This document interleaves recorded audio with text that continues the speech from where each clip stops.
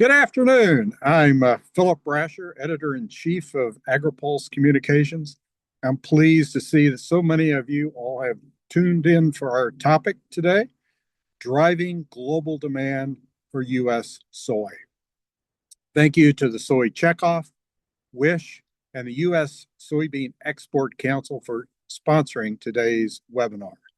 During today's discussion, we're going to focus on the challenges of building export markets for soybeans and the way that the Soybean Checkoff is trying to address that. We also want to hear from you, our participants. Feel free to offer your questions in the Q&A portion at the bottom of your screen, not the chat box, the Q&A function. If you're experiencing any technical issues, let us know as well at the Q&A function. Our team will assist you. In addition, we'll also be recording today's discussion, and the webinar will be available at agripulse.com. Because we'll be talking about trade, it's worth noting at the outset here that checkoffs can't comment on policy or legislation regarding trade. However, our United Soybean Board directors can speak about farmer-funded investments to increase demand for soy exports, further trade development, establish market access, and raise consumption of U.S. meat, poultry, and eggs around the globe. With that, let's start off by hearing from our farmers. Tony Mellenthin is the export work group lead for USB and a Wisconsin soybean farmer. We have Laurie Isley. She's on the committee for the World Initiative for Soy and Human Health, or WISH. She's also a Michigan soybean farmer. And finally, we have Jim Douglas. He's a former member of the executive committee for the U.S. Meat Export Federation, and he farms in Indiana. Tony, Laurie, and Jim are all USB directors. Start off with Tony. Tell us about your harvest this year, and we'd love to hear about one or two checkoff investments that you think have had a particularly big impact on driving U.S. soybean exports. Sure. Well, thank you for the opportunity to come on to today's webinar. As far as our harvest went this year, I'll start with our corn harvest because that's the less exciting one. Our corn harvest was okay. The quality was fine. Our yields were highly variable, which led to an average or probably slightly below average crop for us. Now, soybeans, on the other hand, that quality was excellent. Our yields were certainly above average. They were very good. As far as during harvest time, we had very little adverse weather, so that made harvest efficient.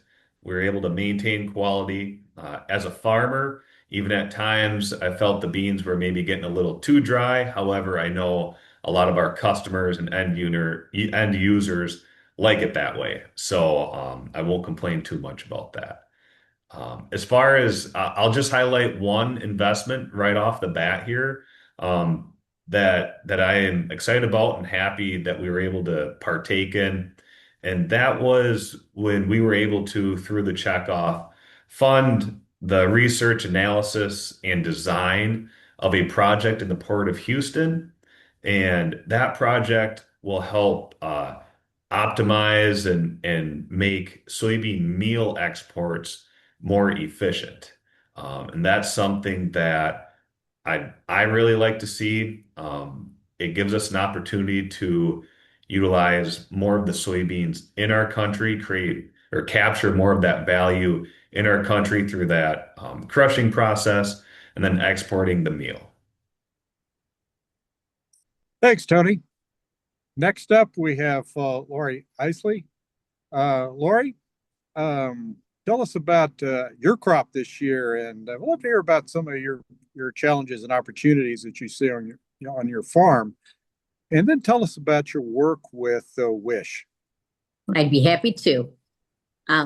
Similar harvest story a little bit to what Tony shared. We're kind of in the same weather pattern that he is. However, ours was switched a little bit. We had a really good corn crop this year, and soybeans were really probably average or just below average. And again, very, very dry for the soy crop, but we could not probably have asked for a better harvest season weather-wise. So just we were able to get in early and able to just get a lot of continuous days there. We still have some, we do quite a bit of conservation tillage, so we have not quite finished all the fall strip tilling, and right now we have quite a bit of snow and 22 degrees, but hopefully we will get the chance to get in and get that finished up. And I guess as far as challenges right now, I think every farmer would probably say their challenges is trying to determine what the markets are going to do, and also to figure out, make decisions as far as what we're going to do for seed and chemicals and so on for the coming year, and what input costs will be as well.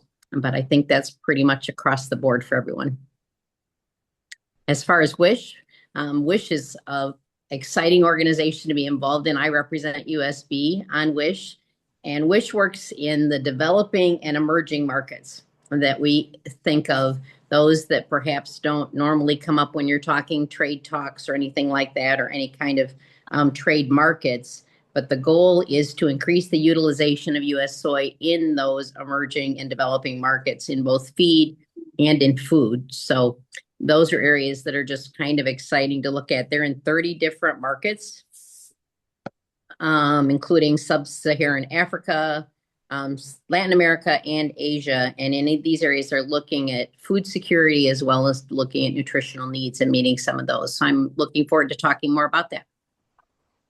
Yeah, we'll drill down more in some of that work later as we both in the human food as well as the animal feed area. Thanks, Laurie. Last we have Jim Douglas. Jim, tell us about your year and tell us about some of your challenges and opportunities. Hey, thank you, Phil, for having me on. And the United States is a big country, and the southern part experienced extremely difficult planting seasons where I'll talk to producers in even north central Indiana said they had the easiest planting season they've ever had in their life.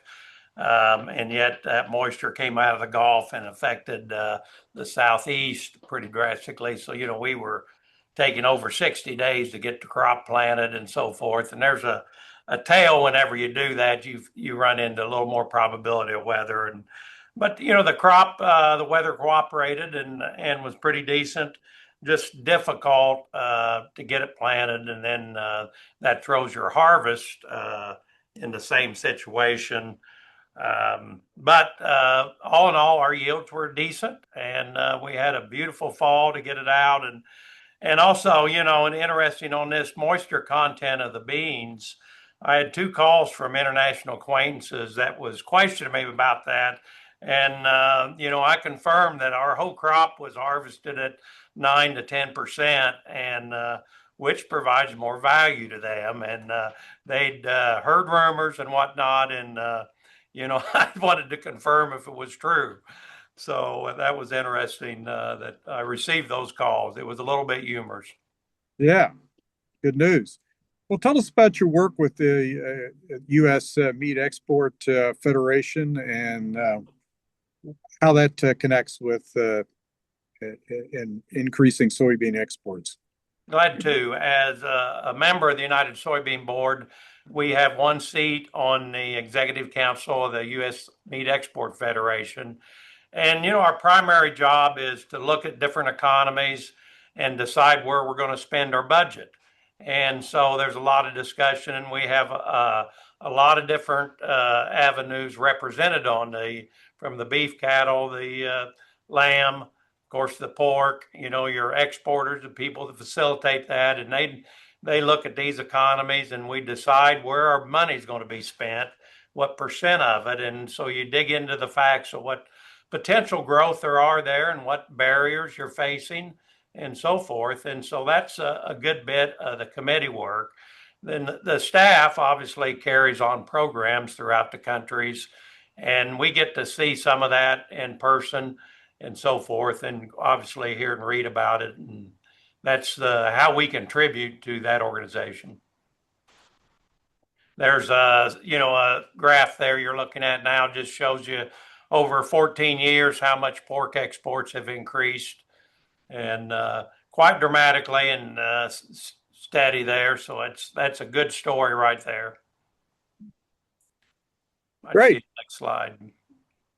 This is an interesting tale here when you look at the export value per head, and it looks from 1995 of $10 up to 2023 at 67. So, 6.7 fold increase. But, I started farming in 1976, and I think if you look at that chart back then, it was zero. And so as we've developed and became an export of products like that, it has added tremendously to the value back to the farmer. And it takes soybean meal to raise all these meat proteins, poultry being the biggest consumer, with pork being second there. So, but this chart here has a very good story to tell, and how much that contributes back to the farmers. Okay, thanks, Jim. Tony, I want to come back to you. Most of the news that we hear about U.S. soybean exports this fall has been pretty bleak, but it's no secret that China has been challenging this year. But overall, there's quite a bit to feel good about, isn't there? There certainly is. I'll start off by saying, between my role on USB and being the export work group chair, I get this question quite often. And I think one important thing to note is USEC is in approximately 90 countries. And I believe we have a slide to help show every country that USEC is in. And so what the opportunity that we have had, given some of the delays in some of the sales, is we've had an opportunity to get into markets that maybe they more so look at the price, not the value of the soybean. And so we're able to enter into those more price-sensitive markets and really able to showcase the value of U.S. soy over soy of other origins. If you look at our top 15 soy exporting or importing countries that import U.S. soy, there's a lot of successes to be had there. Yes, China is number one. They do account for a large percentage of the global soybean trade, but we have really close ties with other countries, the European Union, Mexico. One that is not on this map that is particularly interesting is Pakistan. That is one where we were exporting a fair amount of soybeans. And then a few years ago, a GM ban occurred in that country, and he essentially screeched that to a halt.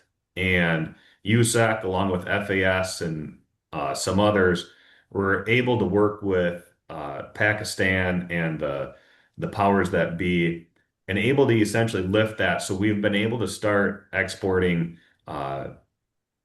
soybeans back into Pakistan, get some commitments at least. In fact, in August, I was at an event talking to a delegation from Pakistan, and they were saying because of the quality premium that U.S. beans have over Brazilian soybeans, they were equating that to a $15 to $20 per metric ton value. So they could buy U.S. beans at $15 to $20 per metric ton more than Brazilian soybeans, and the value would still be the same. So that is something we want to kind of keep that momentum going, and also be able to carry that over into other countries. And there's a lot of other success stories, recent memorandum of understanding with Bangladesh.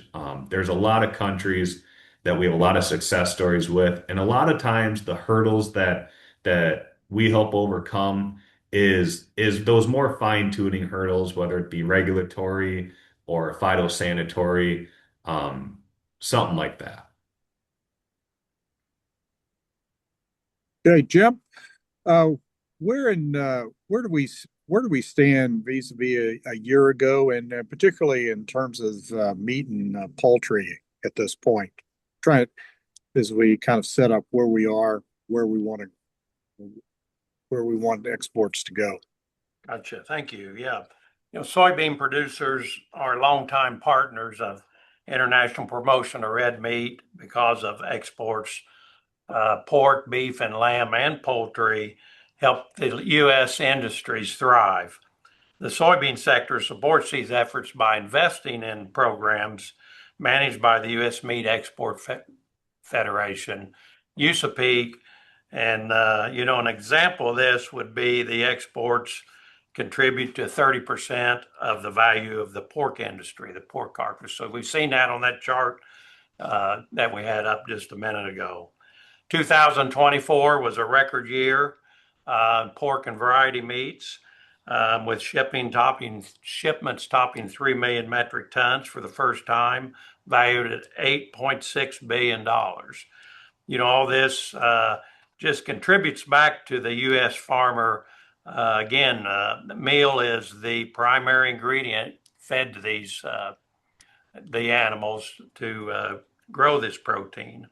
And for the current data, the export data is not available because of the government shutdown, and so it will be coming forward. But all indications indicate that we're going to achieve close to the 24 records. So there's a lot of positives there. We just don't have the data to back that up at this point. The good news is that the demand in many countries have remained very robust.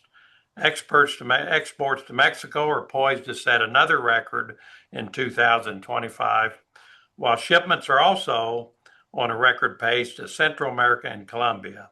By the year's end, USMEF projects that pork exports will not quite match the record performance of last year, but will be very close. We want to look at the middle class populations in Asia, South America, and Africa. These are the people that we want to and can afford to buy our products. Mostly these are younger people that are experiencing a higher standard of living than they have ever had before. They have money in their pockets and they're wanting to improve their diets. They're also concerned about quality assurance. So the USDA certificate of reliability of supply. Another is the quality assurance measure, the sticker attached fed with sustainable U.S. soy. Even before the recent trade tensions with China, diversification, as Tony talked about, was a top priority. And because of that, our markets have been more stable than even with the current situation. We've still maintained really good numbers. USMEF's work in approximately 80 countries, USAPEC in 75 countries throughout there. International customers are increasingly interested in the issues of food safety, sustainability, environmental stewardship. So the U.S. industry has made it a priority to educate importers, consumers, and the production and processing practices that ensure the quality of U.S. red meat and set it apart from the competition. I've had the privilege of visiting approximately 14 different countries to see this firsthand. And it's exciting when you see in person how happy these consumers are as they're experiencing a better standard of living than they've ever had and ever thought possible. So when you make a purchase and you see the country of origin from the product you're buying, that has a direct impact on their lives. It's really satisfying and exciting. And, we're driving their economies. And we see that in every day we purchase something, you might see a tag that you don't recognize, but it's hard to imagine the improvement that makes in their society there. And so young societies are exciting and they're consumers and they want to improve their diet, and we can help fulfill that. And these organizations are vital to working in those markets, help providing access, and so forth to facilitate the trade. Okay, thanks, Jim. We're going to come back to some of those issues you talked about, sustainability and others that are driving demand in these countries with where incomes are growing and people are demanding more meat and poultry and eggs. I wanted to turn to Laurie for a minute to talk a little bit about WISH. Laurie, WISH started out primarily focused on human food and increasing the use of soy there, but a lot of focus now on animal feed and aquaculture in particular. Can you talk about the where WISH is going? As we mentioned, WISH is in early markets. So these are developing countries or emerging markets. So in many cases, WISH goes into these countries where there is very little understanding even about what soybeans are. So they're starting at a very basic level, trying to build their understanding. And originally, as you can tell from the name, the World Initiative for Soy and Human Health, the focus was very much on human food. And there is still certainly a strong section of WISH that deals with companies that are making human-based food using soy, U.S. soy. But a lot of this has transitioned into work that they've done in both aquaculture and also in poultry production are the two areas that we've spent the most time developing. Aquaculture is an incredibly fast-growing field worldwide. Worldwide, there's just a lot of that. FAO, the Food and Ag Organization of the United Nations, projects that we will have 119 million tons of aquaculture in the next 10 years. That's a 20 million ton increase in a decade. So by the end of the century, they expect that 65% of our global food will be coming from aquaculture, particularly in the protein realm. So many of these countries have recognized that that's an area where they can thrive. So we've been able to work with technology help and training programs in particular to help them be more successful there. Let me share with you a couple of them. Latin America, WISH has supported food manufacturers in developing innovative soy-based products that respond to evolving consumer preferences for nutritious and affordable protein. Oftentimes, as these countries begin to develop a stronger economy, as Jim mentioned, they do develop they want more protein in their diet. And oftentimes soy is a really good avenue for that, to move them into it. It's a high protein, still a grain, still much more reasonable for them in some cases than the meat will be, but it's a really good avenue for them to begin to increase the protein in their diet. We're just as happy if they eat their soy in the form of beef and poultry, or of pork and poultry primarily, but it's sometimes a good way to start with that. In Sub-Saharan Africa is another relatively new area that we've been in. WISH is strengthening aquaculture and poultry industries by training programs and technical assistance. And they try and do trials there that indicate this is to compare U.S. grown soy with other markets, other places where they might have gotten their soy from, just to show the value in the nutrition of the U.S. soy. And then in Asia, WISH products have been instrumental in advancing both food and feed in those areas. So we're just excited about some of those that are going on in one of our newest markets. And we're going to show you a map on this one. This is Central Asia, just in case some of you need help with your geography. So this is Central Asia. This is a new market that's emerging for U.S. soy for both human food as well as animal feed. This partly stems from WISH's Trans-Caspian Plan, which is in alignment with increased U.S. investment and interest in this particular region. These are countries along the ancient Silk Road. It includes Uzbekistan, which just signed an MOU, or Memorandum of Understanding, with WISH to expand and collaborate on developing U.S. soy value chains and to advance trade between the U.S. and Uzbekistan. So those are areas that we're pretty excited about seeing a further advancement. And as we mentioned earlier, we then see some of these countries then transition from WISH into USEC once they develop this desire and this preference for U.S. soy. Yeah, thanks, Laurie. Just to follow up there, could you take us on the ground in Sub-Saharan Africa, Central Asia? What do these programs actually look at? What kind of training do you give? How does this work? Can you have some examples of? I'd be glad to. I had the opportunity to visit Ghana in February of this year, and certainly it's a country that is definitely in the developing stages. So many of their farming practices for us would seem very, very rudimentary, very, very basic. But there have been some organizations there that have just really taken hold of this idea of how to raise, particularly in the aquaculture field. We were able to visit a farm there where they were doing an internship. So they were bringing in people that had gone through aquaculture programs at the college level. And what we were astounded to hear is that many of their programs at the college level, they never actually work with fish.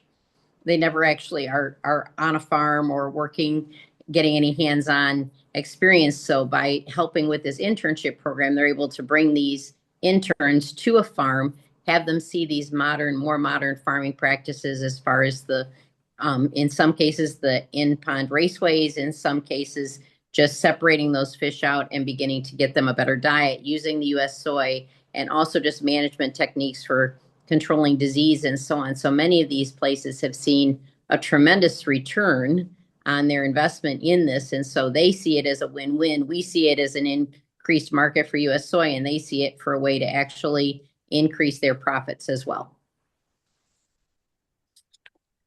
Great, thanks. Tony and Jim, I want to circle back to you on the subject of China, which is, again, has been in the news so much, and we're thinking so much about because it's been such an important market for U.S. soybean growers for the last couple of decades. Have we topped out there in terms of demand, or is there still growth opportunity, and where would that come from? Yeah, certainly I can touch on that. I think a lot of the narrative around China is that it's a mature market, and in a lot of ways, yes, it is, but it's also a growth market.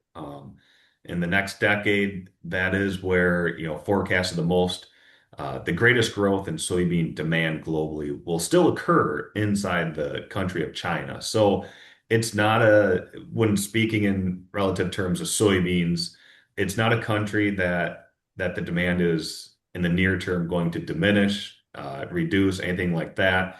Is actually going to increase. So it is important that we remain having a presence there, try to have some inroads there. That way we can, export our soybeans to the world's largest soybean market. Phil, I think one thing to remember on that is the emergence of the middle class in China has tremendous purchasing power, and where they've came from. I mean, when you visit those countries, it's a tale of two different worlds. If you're a rural person compared to the people that live in the city, and there's a huge difference in the socioeconomic level of those.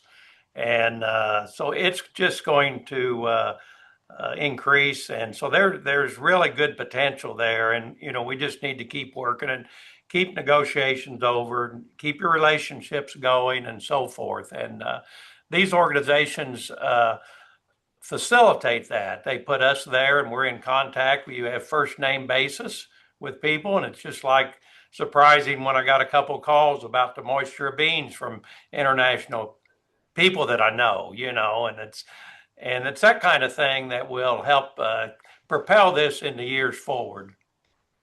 And to piggyback off of what Jim was saying, population growth and dynamics are certainly part of the puzzle, but a bigger part when it comes to soybeans is the middle class and rising incomes, because that's who demands protein, and that's essentially what soybeans are. It's a protein source, whether that's for direct human consumption or in livestock rations, which then in turn is consumed by the human population. And what about this recent outbreak of African swine fever in Spain, I guess around Barcelona in particular? If that were to expand, what kind of impact would that potentially have on demand in a place like China? So, China has regionalized I guess implemented regionalization before this outbreak happened. So they're not going to be totally cut off the country. But the initial finding was in a small area. Most likely will grow. And so the U.S. should be poised to fill in that gap that's developed. But initially, they shut down all transportation and so forth because that virus can be transferred into the meat and so forth. So, haven't seen anything in the last 4 or 5 days of any new outbreaks and so forth, but certainly something that we'll be watching. And I know our whole industry is watching that and, poised to fill in the void if there is one. And without getting into trade policy, but moving beyond China and looking at some of the other markets that have potential in terms of potentially reducing barriers that may be out there now to soybeans, where do you see some growth opportunity in terms of the ongoing negotiations and possible trade agreements? How do you see that potentially? They're termed labeled non-tariff barriers.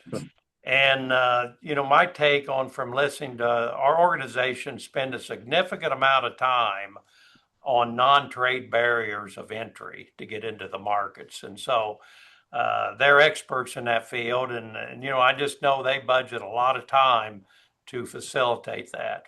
And, it's just something they have to work at it all the time and, to try to get our products in. And certainly the WISH program they encounter a lot of barriers too, whenever you're going into a new country and trying to introduce something new to them, particularly with trying to get access to those feed. So infrastructure is often a big issue for them. Also, access to finance is another area where they sometimes really struggle with that. But WISH has done quite a bit to mitigate those by working with the partners to get them to train them on how to pitch to investors. So they were able to, recently they brought companies from several countries across Africa to the Africa Food System Forum. And there they collaborated with a partner organization to hold pitch sessions and secure investment opportunities for these companies to expand their business, hoping that then they will use that extra, the financing that they're able to access, as well as the improvements in infrastructure to increase their use of U.S. soy. So we're trying to look at what those barriers are and then address those barriers by working with the individuals in that country to give them the skills that they need to help them overcome that. And I think sometimes it's hard to specify one or a couple markets because it's ever evolving. There's always work to be done in that realm. Some examples are in the recent past, the country of Turkey. Again, that was over some GM issues. USEC also has done some work in Vietnam. That was phytosanitary, some weed seed issues. And there's also South Africa, and I think I referenced Bangladesh earlier. If I didn't, I apologize. And so those are just one of a few examples, but every day someone is working on something in some country with a non-tariff trade barrier. Something that I find particularly interesting is our differentiation in the European market based on how we grow our soybeans, our carbon footprint, and our sustainability. That is a story we can really drive home in what potentially are these more mature markets where maybe there isn't a whole lot of demand growth from quantity of soybeans imported, but we can increase our market share by differentiating ourselves based on that metric. Thanks, Tony. A reminder, I want to remind you at this time to get your questions in using the Q&A function at the bottom of the screen. Well, I've got you up, Tony. You mentioned at the top here the project with the Port of Houston. Talk a little bit more about how that came about and what that's an expanded port facility, right? Talk a little more about how that came about and what that gives you on the Gulf Coast that you haven't had before. Right. Yes. From the checkoff side, how that came about is we were able to identify and then, like I said previously, fund the research and analysis on investments that would improve our competitiveness with exporting. And one area we wanted to look at was not exporting whole soybeans. Yes, we're still looking at that, but also looking at exporting the soybean meal as we increase our crush capacity domestically. We will have more soybean meal that we will not be able to feed domestically. We must export.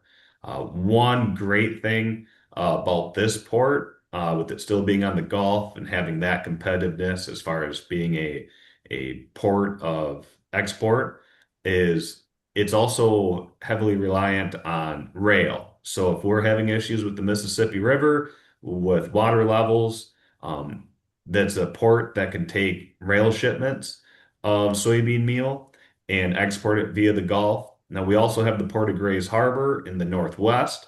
You can send rail shipments up that way, and that can feed a lot of Asian countries, where that market is more competitive, where we are seeing a lot of, growth in soybean meal consumption or demand from the United States. And where is that meal going to be out of Houston? Where is it?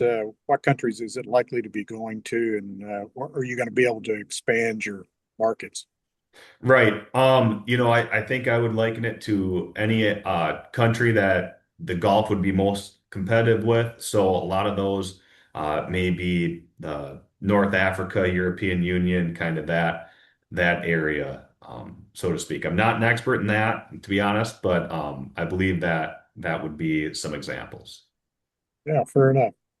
Um, Jim, I wanted to come back to poultry and eggs because nearly every country produces poultry to has some kind of production. But where's your growth and how are you working in those markets? Yeah, I And wanted to go I'd back hear more about some success just a stories. second on the barriers and talk about that a minute. I've never met a businessman there in any of the economies, whether they're an importer or whatnot. They're just like we are in the U.S. They want to create the business deal, make some profits, and move on. And those barriers affect their businesses just like it does the U.S. exporters. And so, uh, if they can make the product work in their market, they're anxious to buy it and they're frustrated that there is a barrier because it's affecting their personal bottom line, just as a businessman would here. And so they're very sincere about that. And, it's kind of like you're dealing with the people and then you've got the government, over. And so, it's interesting because they are just business people, just like what we would find here in the U.S. And they're, looking to have a product, have a customer, and facilitate that trade. And just don't want to forget that the people there actually want to do business. They know there's a market, they can move it, and they can make money, and that's their goal. And so, those relationships really matter. Keep them developed, keep the phone going. No matter what the barrier is, you still try to keep those avenues open, the dialogue open. So in the poultry and exports, as you can see, the demand across from 20 years is really steady across there. And so in the recent years, we've had some problems here with high-path avian bird flu that has actually cut our supplies down some here. But it's just a real steady demand factor there, and you appreciate that. What countries, given are there countries I should say where you see some real growth potential in terms of poultry and eggs, or is it fairly? Well, I think it mirrors the meat exports. It's all the emerging economies if they have money. Eggs are a great protein source, and even though they raise poultry in almost all the economies. They don't raise enough to keep up with the demand of the population that's coming on. And so they're looking to fill that need. Hmm. It's the young growing economies that's driving this. And those are countries such as, Oh, any of the Asian countries, obviously, Vietnam, Bangladesh, Pakistan. I could just go through those. I mean, it's any of that circle, and South America, same way there. We have this. This is an example here of a program, Export Carnet, put on down in Mexico. There was approximately 4,500 attendees to this, so 14 exhibitors, as you can read there. 8 million in projected sales, 9 new products launched, and 18 new sales contacts. So these trade shows, exhibits, give the local population, whether they're a restaurant or a small company, the chance to come in and see that firsthand, make contacts and whatnot, and then develop business from there on. And so important to put these programs on like that. And it's not much different than you would go to see at a convention center here of a trade show. Basically, very similar. You're just in a different land. okay. I want to turn to the subject of sustainability for a minute. It came up earlier. Um, you all have the U.S. Soy Sustainability Assurance Protocol. Walk us through how that works. I can talk to that Yeah. a little bit. The U.S. Soy Sustainability Assurance Protocol helps meet international customers' desire for sustainably sourced soy ingredients. The SSAP verified shipments accounted for 71% of U.S. soy exports in 2024. So we're seeing a tremendous increase in that. We also have both the Sustainable U.S. Soy and Fed with Sustainable U.S. Soy labels are now used by 147 different companies across 21 countries on more than 1,100 products. That's a lot of products. So just for a little bit of background, the Fed with Sustainable U.S. Soy label can be used on products like pork, poultry, and shrimp, where at least 60% of the soy in the feed ration was Sustainable U.S. Soy as verified. So there's a certification that they have to meet in order to claim that, but it has to come from the U.S. and be determined to be sustainable in order for them to put that on. But we saw when we've been in these countries, you can see those labels on the packages of the meat products themselves and also on the feed products that they're getting. So I think it's important, even though some of these early markets, the sustainability isn't as strong of a draw for them, but I think as they become more and more developed, that becomes more and more of an interest and a concern of theirs, is the sustainability. Have you seen any pullback in foreign markets on the sustainability requirements? Or the I desire haven't heard of anything through the WISH one. Of course, those would be the more developing ones. I don't know if Tony has heard of anything with that or not, but it still seems to be a desire, even if it's not, maybe as much of the forerunner as what it once was. Yeah, I don't know of any to my knowledge. Maybe it's not criteria number one to meet, but it's certainly right up there. So we do see that our customers, our end users, are still demanding some type of sustainability verification knowledge, because ultimately, when they sell to their customer, their end user, they're demanding it as well. So there has not been much pullback on it. Those shoppers are very sophisticated. I mean, when they go in those meat counters and those stores, they may look at that to more scrutiny than the U.S. shopper does because of how quickly they've emerged. What does it take for our production to qualify for that certification? Just for some of our viewers that may not be familiar with it. I would have to defer. I don't know the specific metrics, to be honest. So I would have to defer to someone else. I know they're out there. I just don't have them in front of me, and I don't want to misquote anything. So, Yeah, I'm kind of the same way. I know that there's a set of standards that they're designed to meet, but I don't have those standards in front of me either. Okay, fair enough. Thanks. I'm going to turn to the Q&A, the questions that we have online here. And now we have a question that relates to foreign aid. And again, we have to, our checkoff USP directors have to stay away from policy questions. But when it comes to malnutrition treatment and addressing hunger, WISH still has some work in that area. Tell us about that, Laurie. We've worked for many years with a country called Adhesia, and Adhesia is a U.S. Company that designs a soy-based product that is used to fight malnutrition in countries all around the world.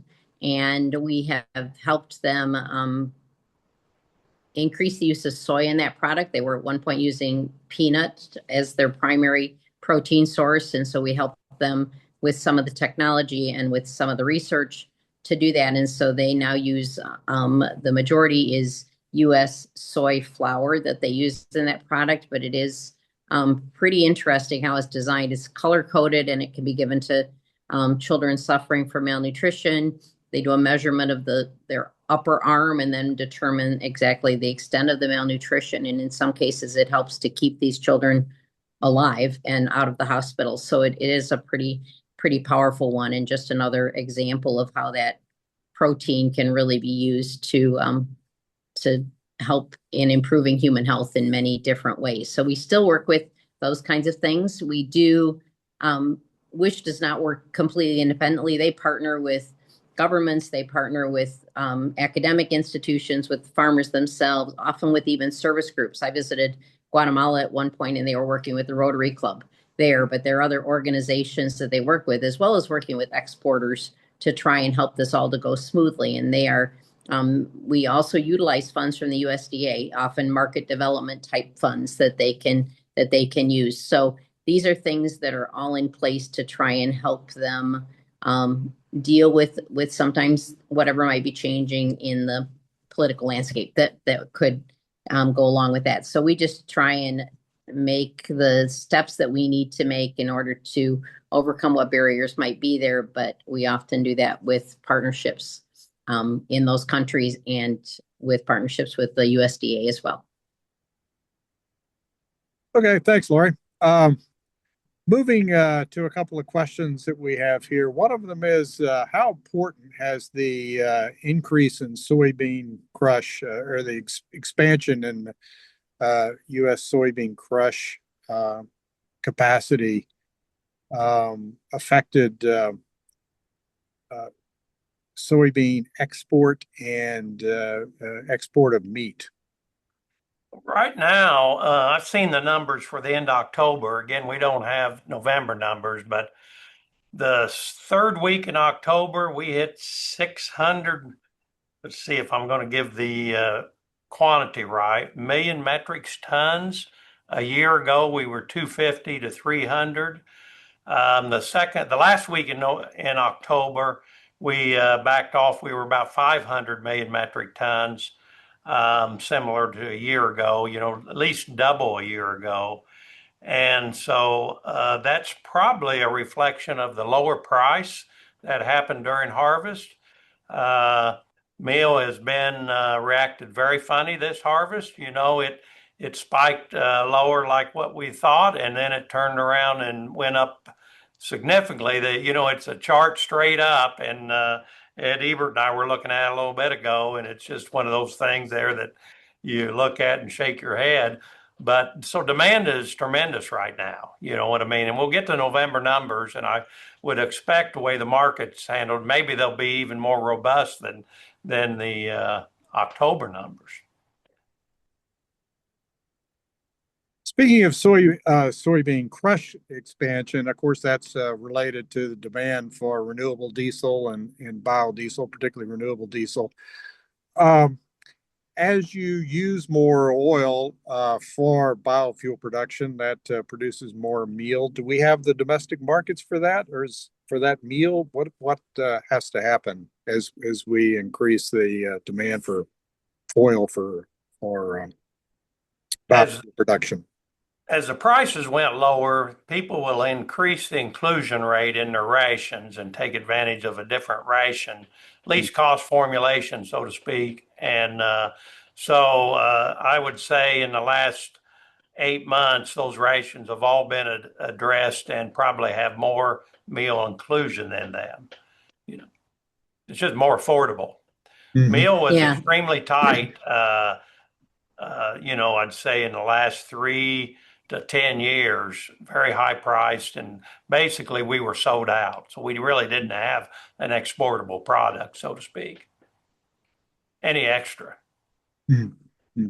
I think the benefit too of looking at developing programs that are moving more from the human feed to the feed sector also increases more desire for the meal rather than the whole bean. So those are areas that we're looking at. USB also does a lot of research with some veterinarians and other groups to look at what are the other values of including more soy in diets, particularly with pork and poultry. And we've had some really interesting outcomes from that, looking at just improving overall health and their ability to withstand high and low temperatures, things like that. So we're excited to see how that research begins to pan out, and hopefully we can use that as a way to encourage more domestic use of soy, regardless of what the price is.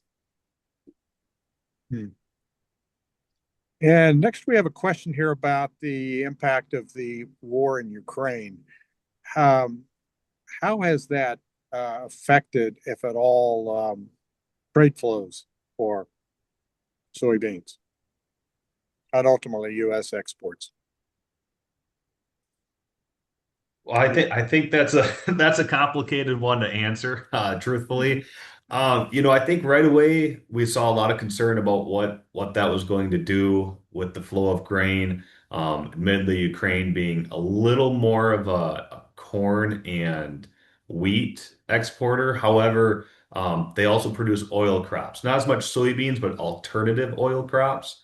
And and so I think there was a lot of concern right away as far as what the supply of those other oil crops would be to other nations, and would soybeans need to replace that.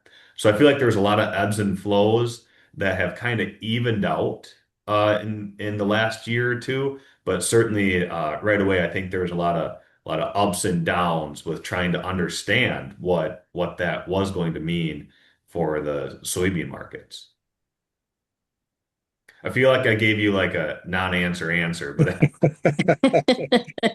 The market initially jumped when you go back to the start of the Ukraine war there. And we found a level that we can all play in. And so, the world's operating at status quo. However, disruption has happened there, you know what I mean? We're operating. And so, we'll just see as it goes on. Okay, we have another question back on biomass-based diesel production, renewable diesel, biodiesel. It's a question about the future. Obviously, that's somewhat dependent on the how EPA implements the renewable fuel standard and sets the renewable volume obligations, the mandates. But how do you see that affecting? I don't know if it's Jim, Tony, whoever wants to take, Laurie, whoever wants to take this. How do you see that affecting um, exports ultimately of, I guess, meal in particular? I think right away, a couple years ago, when it seemed like we were gonna have this huge expansion, we had expansion. Don't get me wrong. There was a lot of concern whether or not there'd be whole soybeans left to export. Some of our importing partners expressed that concern. I think we have alleviated that concern with the U.S. farmers' ability to produce abundant crops year in and year out. Now, as we do increase crush capacity based on biofuel demand, that does potentially and probably increase the amount of soybean meal available. And it's some of it's law of economics. When you have a higher supply, the price goes down and creates more demand.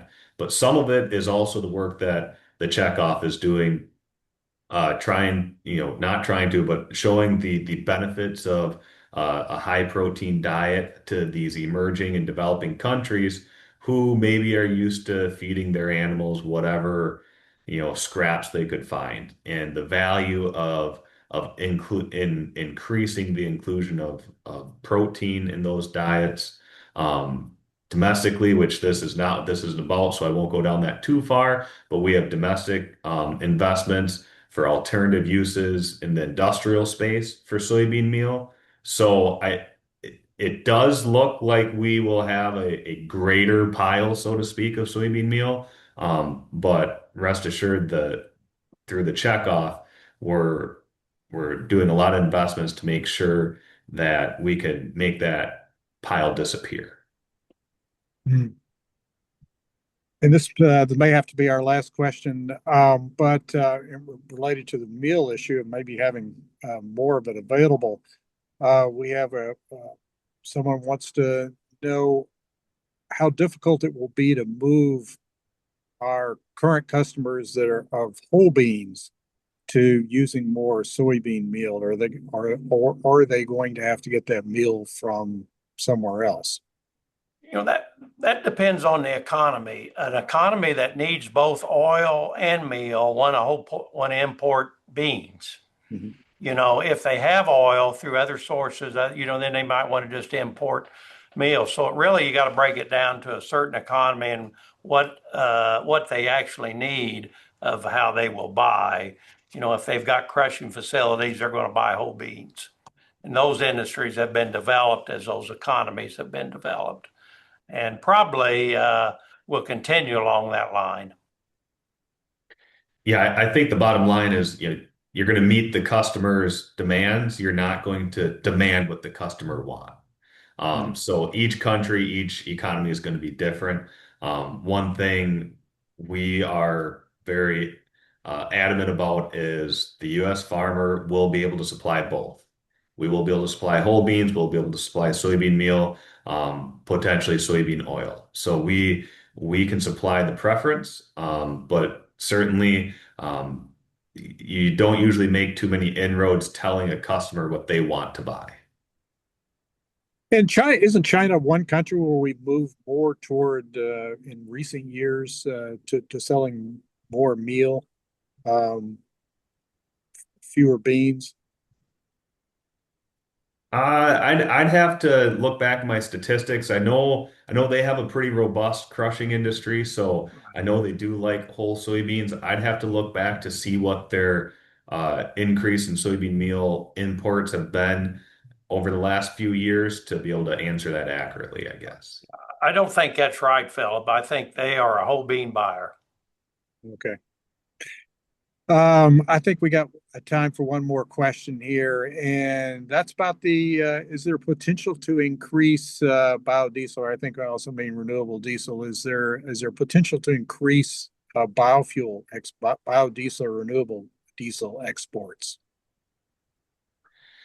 Well, there's that potential, and I think that's all going to depend on crush capacity, refining capacity. I'm not, the renewable diesel is the refined product. There may be a more immediate potential if our crush capacity outpaces our domestic use, maybe for soybean oil exports. We saw that last year when there's questions about domestic renewable diesel usage and the feedstocks around that.